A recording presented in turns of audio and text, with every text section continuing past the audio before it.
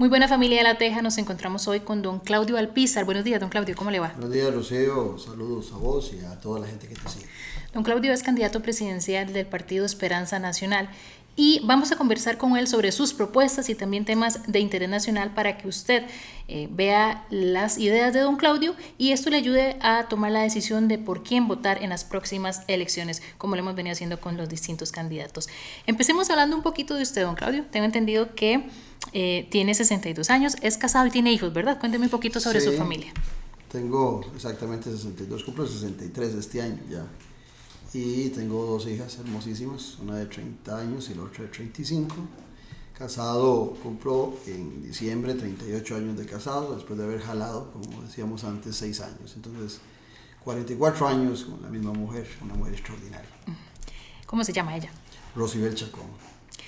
Háblenos un poquito de su trayectoria profesional. Es usted politólogo y también comunicador, ¿verdad? No, yo me hice comunicador por gusto. Yo estudié en la Universidad de Costa Rica Ciencias Políticas, ahí me gradué en la licenciatura. Pasé a la Universidad Nacional a sacar una maestría en Desarrollo de América Latina y posteriormente hice estudios de doctorado en la Universidad de Costa Rica en el doctorado de Gobierno y Políticas Públicas. ¿Cómo fue su acercamiento? Y después, por esas cosas de la vida, me metí a la radio y a la televisión y tuve noches sin tregua por 15 años. Tengo ahí en Baño María, igual que Café y Palabras, que era el radio, pero eso fue una aventura que disfruté muchísimo y me metí en un terreno de ustedes, pero creo que lo hice bien. Su acercamiento con la política, ¿cómo fue? Desde muy niño me gustaba mucho darle seguimiento a los procesos electorales en nuestro país. Desde la escuela me gustaba.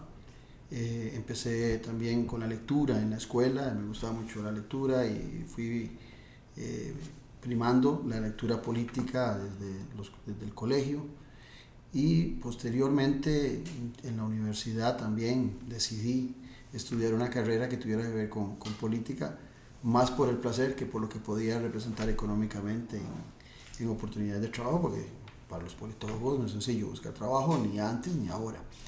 Y después de eso, mi experiencia en política electoral inicia en el 2019, cuando creamos el movimiento Esperanza Nacional dentro del Partido Liberación Nacional, con la idea de participar en la Convención de Liberación. Participamos en la Convención del Partido de Liberación en el 2021. Por una sencilla razón, siempre me definí, y hasta la fecha, como socialdemócrata. Cuando entré a la Escuela de Ciencias Políticas, allá como a los 18 o 19 años, fue cuando empecé a estudiar las ideologías y dije, esta es la ideología mía, porque esta es la ideología que a mi mamá, yo soy hijo de madre soltera, hijo único, esta fue la ideología que le ayudó a mami a darme a mi educación, salud y oportunidades. Entonces quiero seguir en esta línea. Entonces ya te digo, en el 2019 empezamos con el movimiento Esperanza Nacional, que luego transformamos, después de mi salida y de otros compañeros del Partido Liberación Nacional, lo transformamos en el Partido Esperanza Nacional, que empezamos a formarlo hace más de 2 años. Lo hicimos, como decía la niña Luz de Murillo, mi maestra de escuela aquí en la Miguel Obregón, en Tibás. Lo hicimos con calma y con buena letra, y cumplimos todo de la mano de lo que corresponde en el Tribunal Supremo de Elecciones, y hemos sido de los pocos partidos que han cumplido al detalle todas las disposiciones del Tribunal Supremo de Elecciones. ¿Qué lo alejó de Liberación Nacional? Porque usted fue precandidato por ese partido. Me alejó la poca oportunidad que hay de renovación en el partido, y la renovación no pasa solo por jóvenes, pasa porque también dentro de Liberación hay gente muy preparada, muy educada, hombres y mujeres, que no tienen la oportunidad de crecer porque hay una estructura anquilosada en la dirección del partido, en la asamblea del partido, que ha generado metástasis en todas las municipalidades del país, que también están tomadas por un sector del partido que no goza ni de prestigio, ni de conocimiento, ni de educación política, y están alejadísimos de ser socialdemócratas.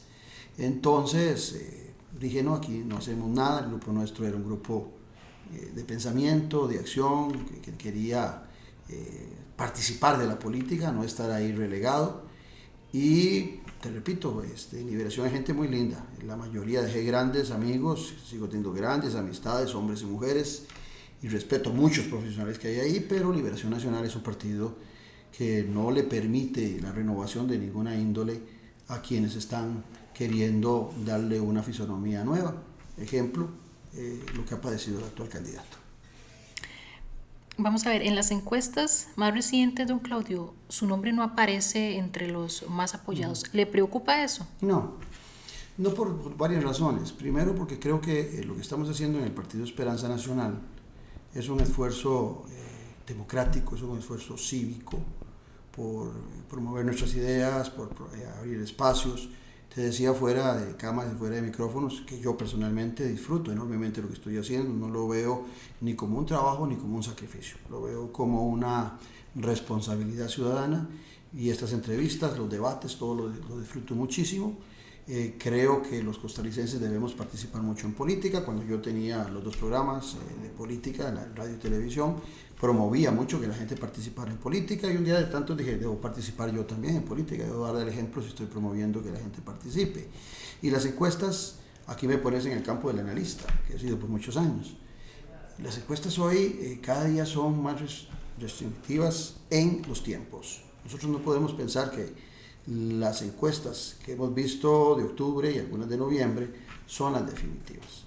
Enero es la fecha clave. Enero es la fecha clave para saber exactamente cuando el ciudadano, después del fracaso de la selección nacional, tal vez vuelve a ver un poquito más a la política, después de Navidad y la administración de sus aguinaldos y sus responsabilidades con algunos impuestos, se vuelve a enchufar con la política, y ahí es donde el ciudadano, con espacios como este, con los debates que estamos participando, estoy seguro que le dará al Partido Esperanza Nacional, el partido del trébol azul de 4 hojas, le dará una mayor importancia, le pondrá mucho más atención, y estoy seguro que si tenemos otra oportunidad en enero de conversar, los números serán muy diferentes. Don Claudio, ¿por qué cree que en este momento hay tantas personas indecisas de por quién votar? Está muy ligado a la pregunta anterior, porque para empezar, vea qué interesante, la candidata oficial tiene un techo que no se lo mueve. Volvamos a las encuestas, en todas las encuestas sale igual, ¿verdad? No crece, no tiene una votación que pueda decir uno que ya está ganando en primera ronda. Esa votación que ella tiene solo le permitiría ganar en primera ronda si el abstencionismo en el país subiera a 50 o más %. Si el abstencionismo se mantiene en un 40 o disminuye, eso no le va a permitir a ella, con esa base electoral, ganar las elecciones. Si hay una gran cantidad de gente que hoy, dependiendo de la encuesta, 50, 60%, que está indecisa, que todavía no ha escogido al candidato, y a sabiendas de la promoción, de la beligerancia política constante que ha tenido el actual Poder Ejecutivo y la promoción de su candidata, y ella todavía tiene mucha gente indecisa, es porque no están pensando en ella. Ese 60% está esperando a ver cuál del otro espectro político, de los otros 19 candidatos, se vuelve atractivo, no solamente por sus políticas, sino también por la posibilidad de romper con el continuismo. Entonces, ese 55-60% de la gente está, como decimos popularmente, stand-by, esperando a ver cómo se mueve en diciembre, cómo se mueve en enero, y es sorprendente. Hay muchos costarricenses que a la fecha, a veces por el sesgo de los medios de comunicación, creen que en la competencia hay 3 o 4 candidatos nada más, cuando somos 20, y creo que te repito de nuevo, con espacios como este, nos van a ir conociendo a muchos que estamos con muy buenas intenciones intentando gobernar el país. Hablemos ahora un poquito de los problemas principales que enfrenta el país y las propuestas que usted tiene para resolverlos. Según la última encuesta de empleo del INEC, 137,000 personas están sin empleo. ¿Qué propuesta tiene usted para disminuir el desempleo? Lo primero, de esa gran cantidad de gente que está sin empleo, la mayoría son mujeres y jóvenes. Me preocupa mucho el tema de las mujeres, porque el tema de las mujeres golpea mucho a la familia, porque la mayoría son jefas de hogar, y eso obliga a darle rostro también al empleo, porque no solamente eso, sino que en muchos otros espacios las mujeres, a pesar del gran esfuerzo que se ha hecho en el país, siguen teniendo salarios más bajos o menos oportunidades de estudiar, y eso también las limita en poder ascender en algunos empleos que hay en el país.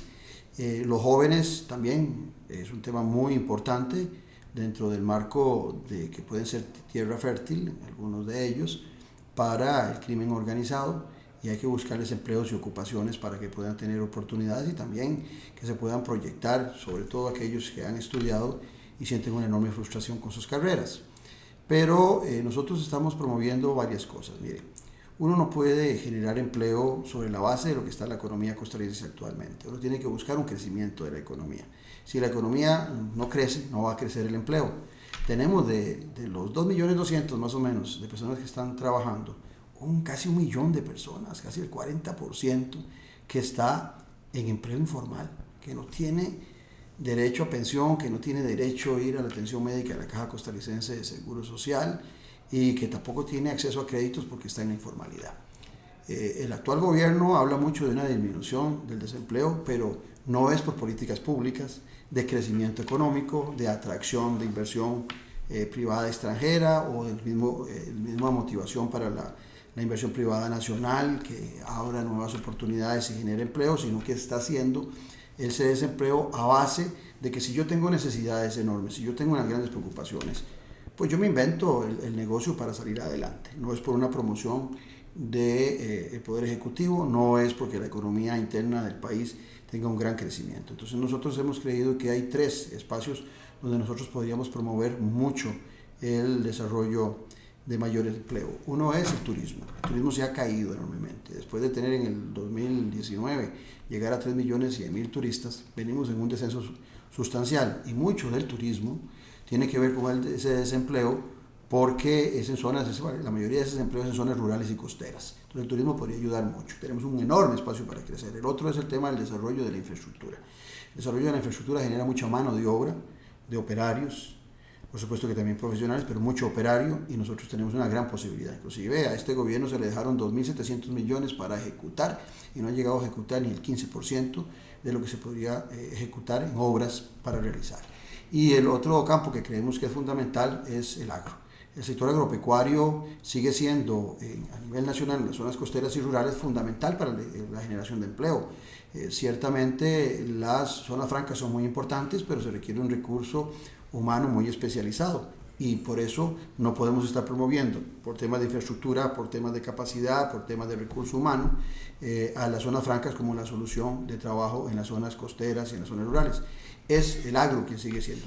Con esos 3 elementos y crecimiento, nosotros podríamos buscar un crecimiento de la economía que vaya entre el 6 y el 8% y esos empleos disminuirían prácticamente a 0. Los costarricenses dicen que en este momento el problema que más les quita la paz es la inseguridad. ¿Qué piensa usted que ha sido lo peor que ha hecho este gobierno en materia de seguridad y qué haría usted? Imagínense que en la guerra civil de 1948 murieron entre 2.500 y 3.000 costarricenses en una guerra. Resulta que en los 3 años y medio que lleva este gobierno ya superó las 3.000 muertes dolosas por asesinatos. Así es crítico la situación y vemos a la candidata oficialista disminuyendo ese tema, dándole poca importancia y de paso promoviendo la continuidad de lo que se está haciendo en seguridad, que es absolutamente nada, desde el Poder Ejecutivo. El Poder Ejecutivo es el que tiene la mayor responsabilidad, Rocío, de la seguridad. Estar diciendo que la responsabilidad es de la Corte Suprema de Justicia o de la Asamblea Legislativa, que uno porque no aprueba leyes y el otro porque los privados de libertad se les acorta la pena, cuando esa es una disposición del ministro de Justicia que pertenece al Poder Ejecutivo, ¿verdad? Ahora sí hay que solucionar algunas cosas y vamos a ver, nuestra propuesta de seguridad es muy atractiva, inclusive ya hay algunos otros que han estado adversarios de partidos en buena hora, copiando algunas de las ideas que hemos planteado. La primera idea que nosotros planteamos es un Consejo de Seguridad Permanente. Eso está en la Ley Nacional de Policía, pero nosotros queremos hacer también paralelamente una ley para el Consejo de Seguridad. El Consejo de Seguridad lo preside el Presidente de la República. Según la Constitución, prácticamente el Presidente de la República es el comandante en jefe de las fuerzas policiales de Costa Rica y requerimos mucha coordinación. Hay policía de frontera, hay policía antidrogas, hay unidades como la que está en Casa Presidencial, está la DIS, está el OIJ, hay hay un montón de gente que está involucrada en seguridad que no está coordinando. Entonces nosotros la primera propuesta que hacemos a nivel de administrar el tema de la seguridad nacional es activar ese Consejo de Seguridad con el presidente, el ministro de Justicia, el ministro de la Presidencia, todos trabajando en forma, y el de Justicia, todos trabajando en forma conjunta con los demás jefaturas. Y en forma permanente. ¿Qué quiero decir en forma permanente? Reunidos todos los días, o de día por medio. Y eso va a ser hasta que disminuyamos sustancialmente la inseguridad. Pero también tenemos 4 patas de la mesa que son fundamentales. Uno es cuidar nuestras fronteras. Nuestras fronteras es el primer escudo que cualquier nación tiene para la seguridad. Si nosotros no cuidamos nuestras fronteras y siguen siendo tan porosas, si cualquiera puede entrar, está bien que vengan migrantes, está bien que vengan extranjeros a visitarnos, pero tenemos el derecho de tener controles de migración para saber quién viene a vivir a nuestro país, qué hoja de vida tienen, a qué vienen a hacer a nuestro país, que no tienen empleo en su país y que andan buscando oportunidades, bueno, perfectamente, a lo mejor esa mano de obra la ocupamos en construcción, en el agro, bienvenidos, pero hay muchos que vienen a delinquir. Entonces el primer nivel es ese, controlar las fronteras. Ahí nosotros tenemos 700 policías de fronteras y tenemos, usted suma la frontera de Panamá y la frontera de Costa Rica y anda alrededor, de Costa Rica con Nicaragua y Costa Rica con Panamá, y anda alrededor de 650 kilómetros. O sea, tenemos prácticamente un policía por fronteras y trabajar a las 24 horas, lo cual no pasa. Entonces nosotros tenemos que buscar tecnología. Hoy la inteligencia artificial nos permite, por los algoritmos, identificar muchas actitudes delictivas y podríamos ponerlos en muchas de las zonas donde entran los migrantes legales o ilegalmente, y también, por supuesto, eso nos permitiría controlar también de alguna forma y hacerlo con prontitud las costas del Atlántico y el Pacífico. En el Pacífico tenemos que recuperar el control de la bahía Drake. Es imposible pensar que no tengamos ahí control. Antes teníamos un muy buen radar en la isla de Coco. Ese es el más grande que tenemos y realmente está descuidado. Tenemos que buscar dentro de ese espacio también acercarnos a países que están interesados, que tienen frontera con nosotros, como es la marítima, Ecuador y Colombia, o la terrestre con Panamá y Nicaragua. Y aparte de eso, los intereses que tienen la Comunidad Europea, donde es hoy uno de los mayores sitios de exportación de droga, igual que los Estados Unidos de América, y con estas naciones se puede coordinar y buscar recursos. Otro elemento fundamental, hay que buscar cómo tener un plan contra la violencia y contra la delincuencia, y eso empieza desde las escuelas. Mira, hay un tema muy delicado, que muchos costarricenses no lo saben. Hay muchos, yo oigo a algunos candidatos, oía a Laura Fernández, oía a Fernando Zamora y oía a Fabricio Alvarado hablando del estado de excepción, lo cual no comparto porque le quita las garantías individuales constitucionales a las personas, tal y como pasó en la época del COVID y que a muchos no les gustó. Pero vea qué interesante, el estado de excepción existe en Costa Rica, pero lo está implementando la mafia organizada de nuestro país, el delito organizado. Hay lugares como Alajuelita donde ya hay toque de queda de las mafias, donde le prohíben circular a los ciudadanos a ciertas horas, donde les cobran peaje.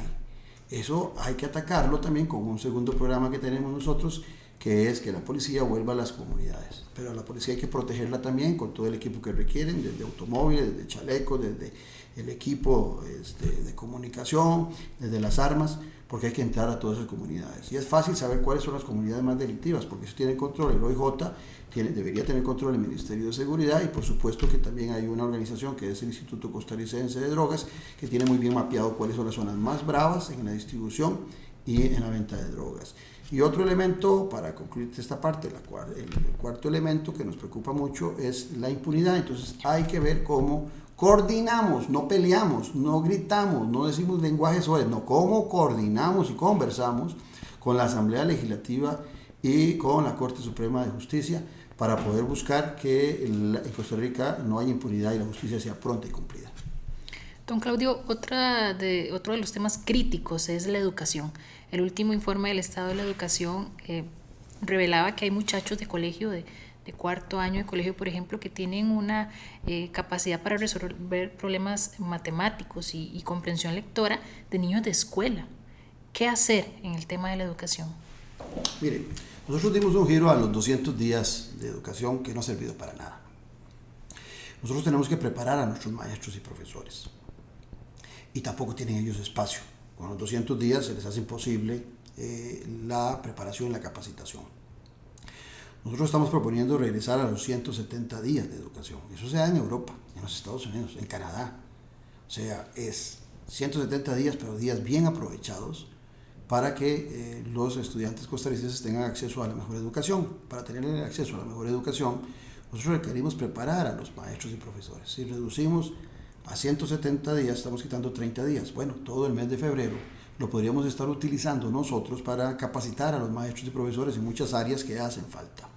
Por otro lado, también hay que tener en cuenta, Rocío, que nosotros desde el Estado hemos estado promoviendo la desigualdad por medio de la educación.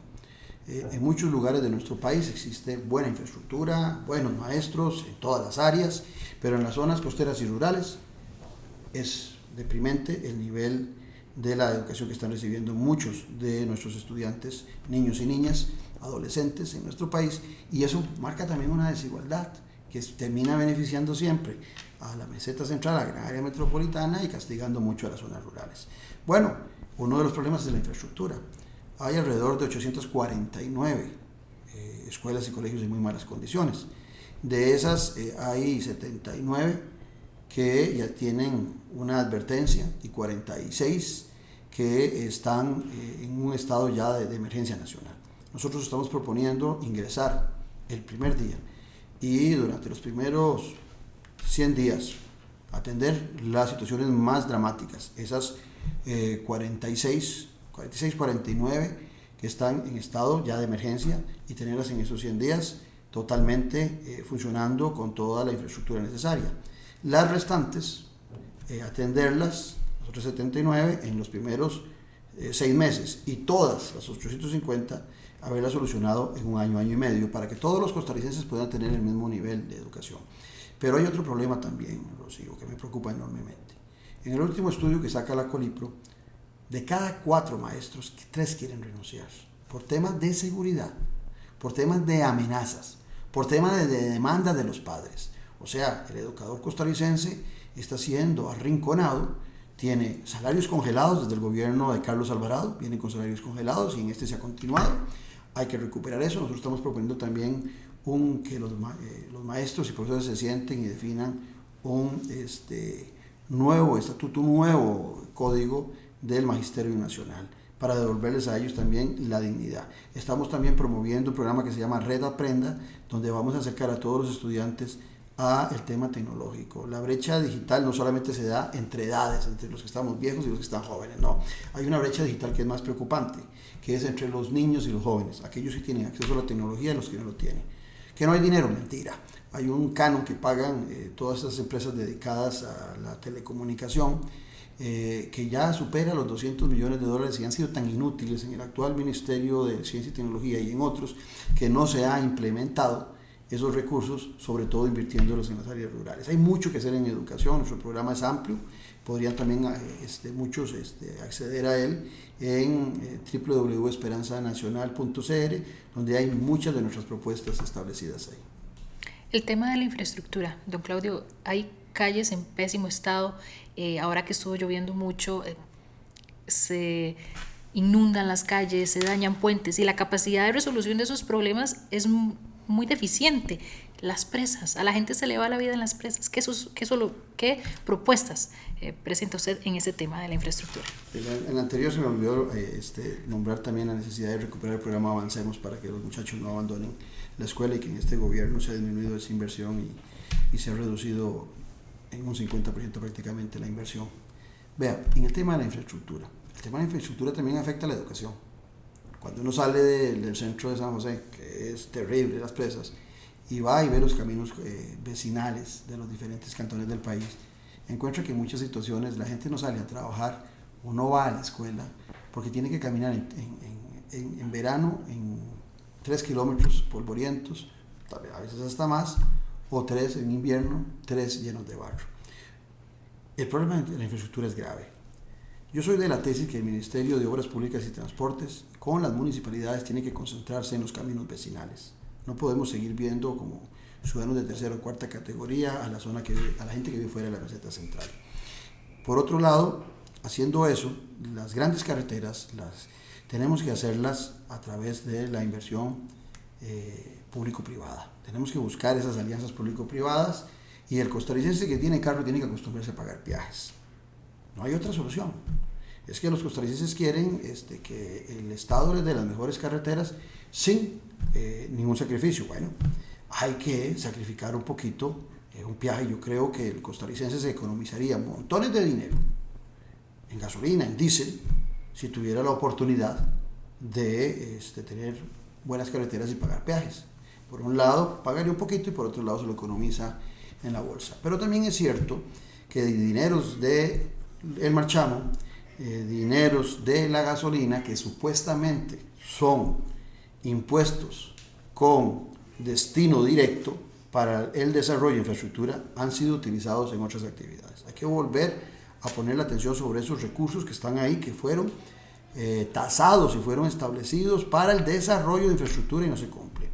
Te decía antes, a este gobierno le dejaron 2.700 millones de dólares para implementar, y han sido tan inútiles que estando los planos, estando la actividad, no han logrado ni siquiera el 20% de ejecución. Ahora bien, va a seguir creciendo. Hace unos días hablaba con un amigo y le preguntaba que cuántos carros nuevos se habían vendido en el 2024, y me decía que 100.000, y él sabe mucho de esos temas, y le digo, ¿y cuántos han salido del mercado? 2.000. Si nosotros vamos a seguir creciendo a 98.000 carros por año, siempre vamos a tener el problema de la infraestructura, pero en las grandes ciudades eso reactiva la economía, el constante desarrollo de infraestructura.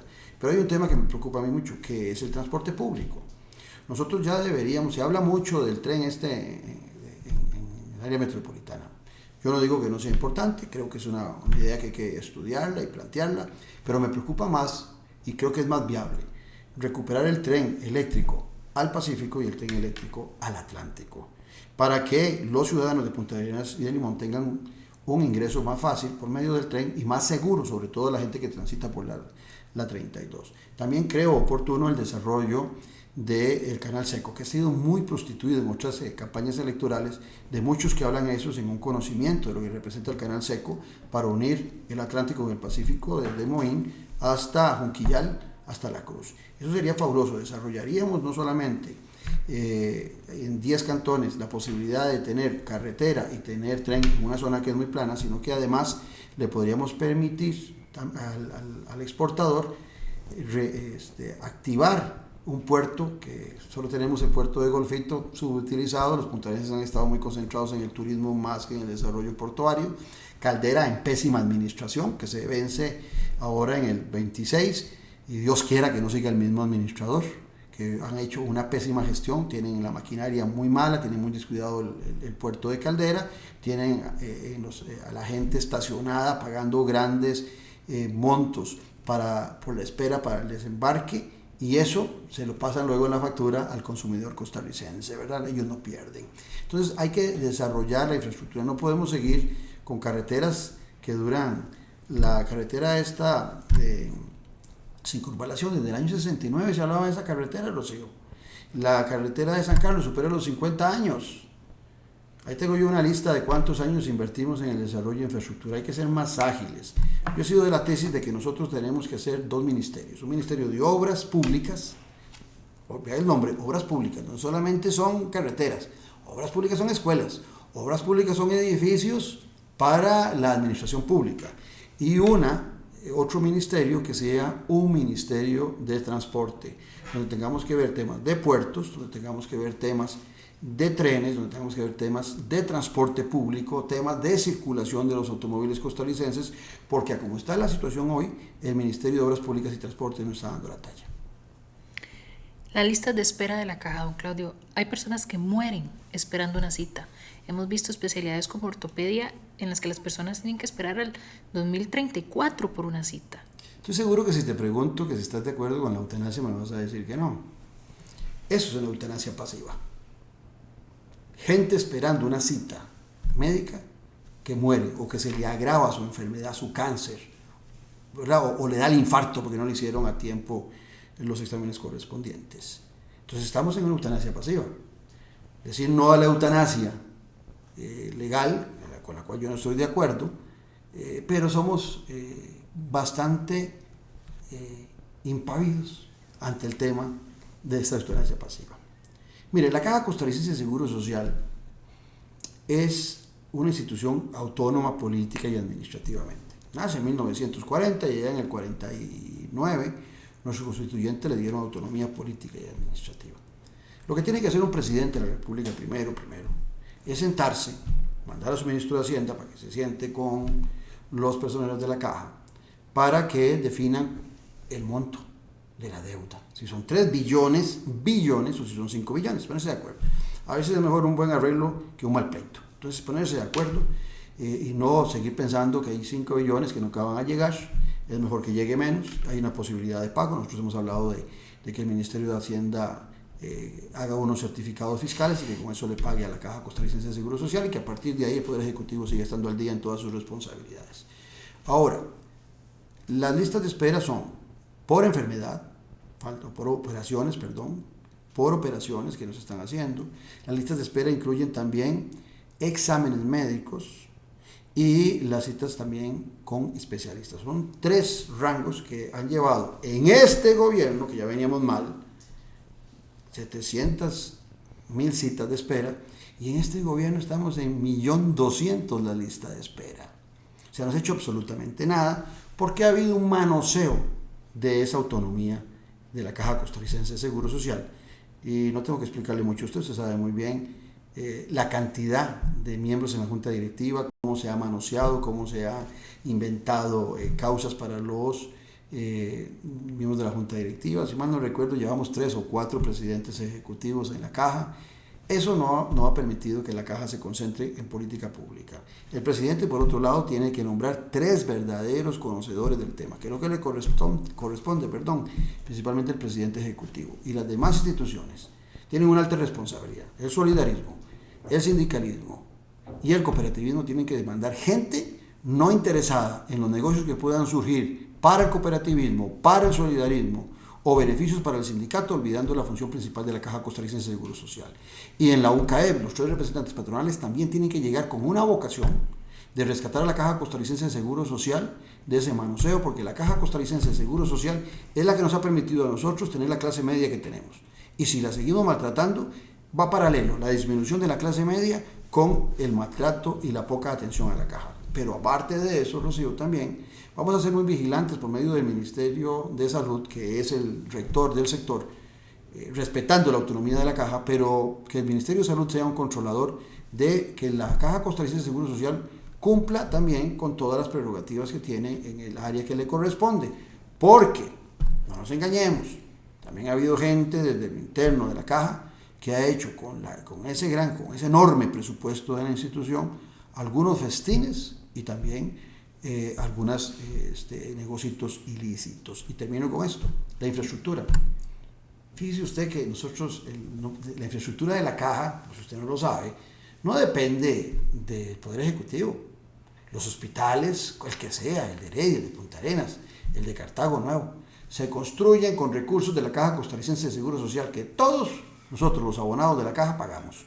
Entonces dejemos a la Caja que construya, tiene su departamento de ingeniería que conoce lo que no conoce el MOP, porque no es lo mismo hacer un edificio de 4 paredes, hacer este edificio tan bonito, que hacer un hospital.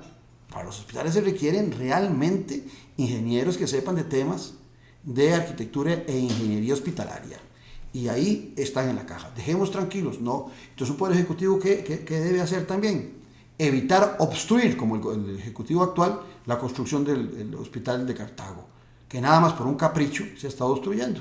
Bueno, dejemos a la Caja que corresponda, porque la lista de espera también, aparte de los especialistas, depende mucho de la infraestructura que tengamos. Si no tenemos quirófanos, si no tenemos espacios hospitalarios, si no tenemos las camas necesarias, las listas de espera van a seguir aumentando.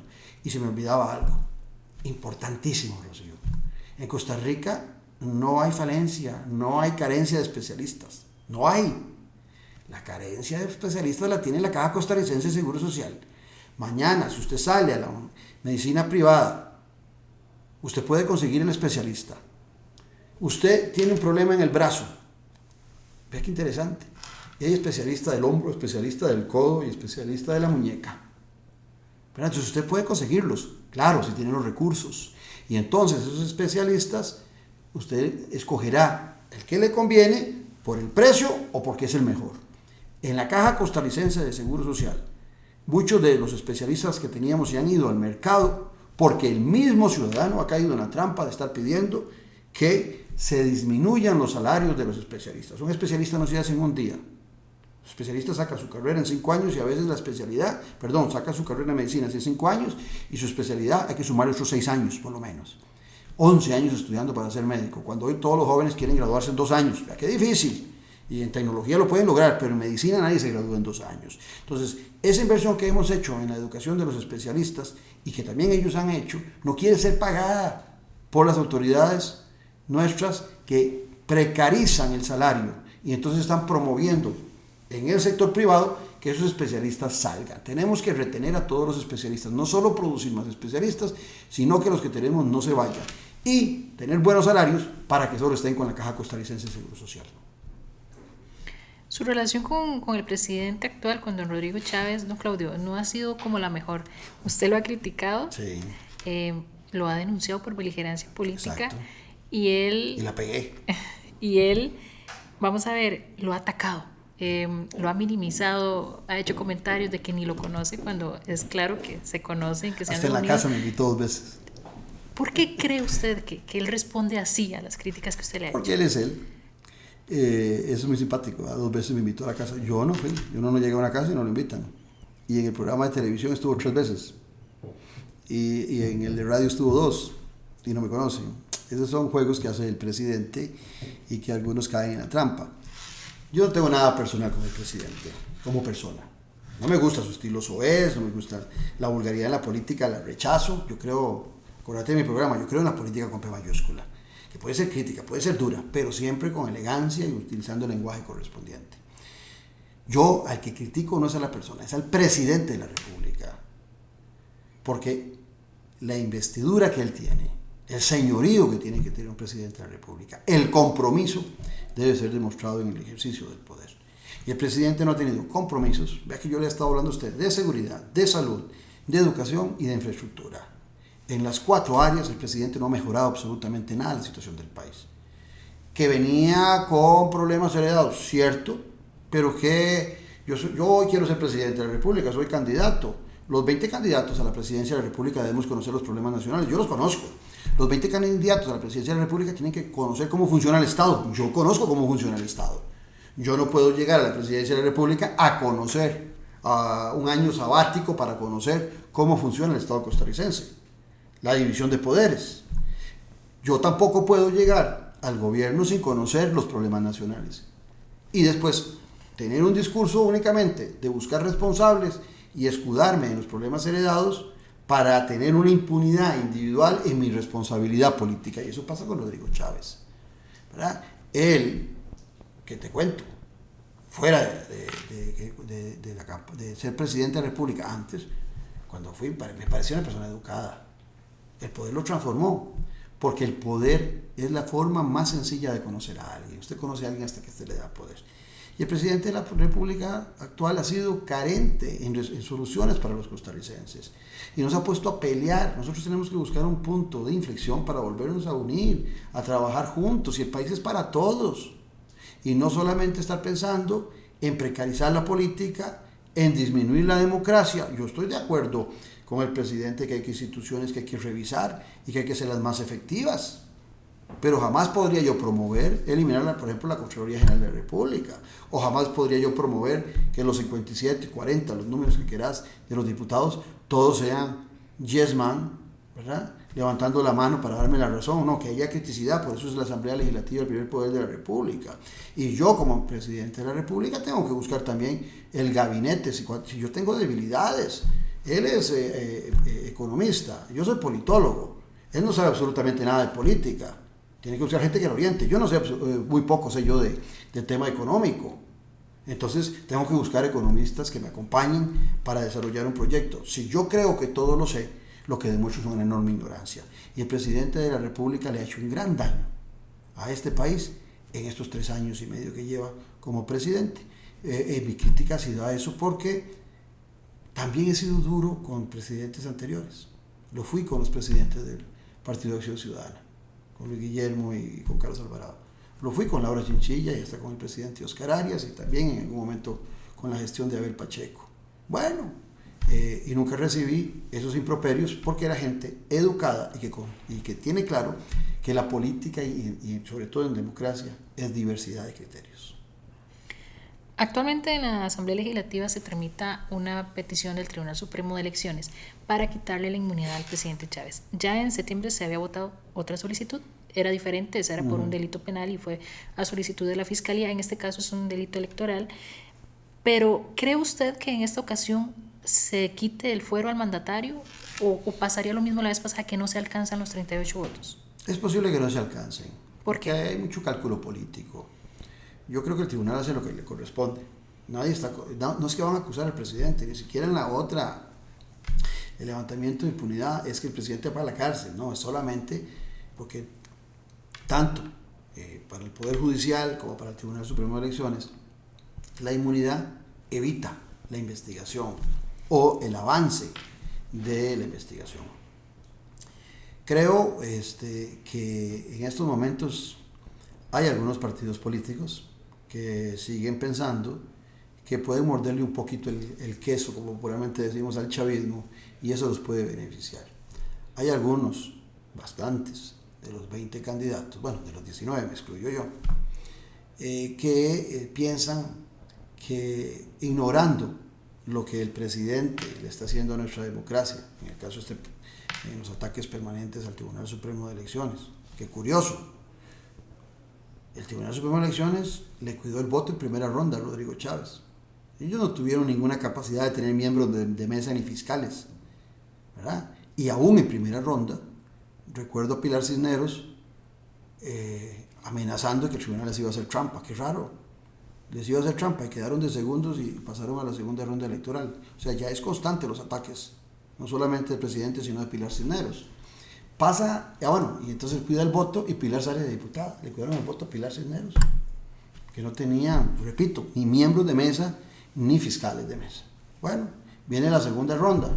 No solamente el tribunal le cuidó el voto a Rodrigo Chávez en la primera, sino que se lo cuida en la segunda para que le gane el Partido de Liberación Nacional. Visten los troles visten de verde a la presidenta del tribunal y a los demás magistrados. Qué raro. Y se enfrentó Liberación al Partido Progreso Social Democrático en aquel momento del presidente. Qué raro. Y si ellas son verdes, ¿por qué ganó el presidente de la República con una votación significativa? Porque el tribunal ha sido responsable, es una institución muy valiosa. Para los que nos están viendo, el Tribunal Supremo de Elecciones en Costa Rica es reconocido a nivel mundial. Puede cometer sus errores, las personas pueden cometer sus errores porque son humanos como vos o como yo, pero hay que respetar al Tribunal Supremo de Elecciones y el presidente no lo ha hecho. Cuando yo le puse el recurso de beligerancia política, que por ahí le presenté 8, fue un amparo electoral, para que se quedara callado, para que no se meta en el proceso electoral. El amparo no tiene consecuencias legales, es nada más una advertencia que le hace. Entonces, pero ni siquiera con las advertencias el presidente atiende. Y lo que han hecho en el tribunal es seguir el camino que corresponde para atender los temas de beligerancia política. Y eso hay que respetarlo, pero yo dudo que los diputados actuales, porque algunos se acomodan mucho en las circunstancias y ya se les está acabando, a algunos de ellos se les está acabando, Rocío, sus 4 años. Y ven como posible que va a ganar Laura Fernández, creen ellos. Entonces están pensando en cómo guindarse del próximo gobierno, y una de las formas de guindarse es no correspondiéndole a la ciudadanía, levantando la inmunidad, sino al contrario, no permitir que el presidente vaya para que les deba ese favorcillo y tal vez los consideren en el gabinete de Laura Fernández. Don Claudio, me ha dicho usted hoy varios de los desaciertos que opina que ha tenido este gobierno, pero ¿hay algún proyecto del Poder Ejecutivo de Rodrigo Chávez que usted siente que es bueno y vale la pena continuar en la próxima administración? En las áreas que te dije, prácticamente no encuentro ninguno. En salud, en seguridad, en educación, porque todo lo ha abandonado, ¿verdad?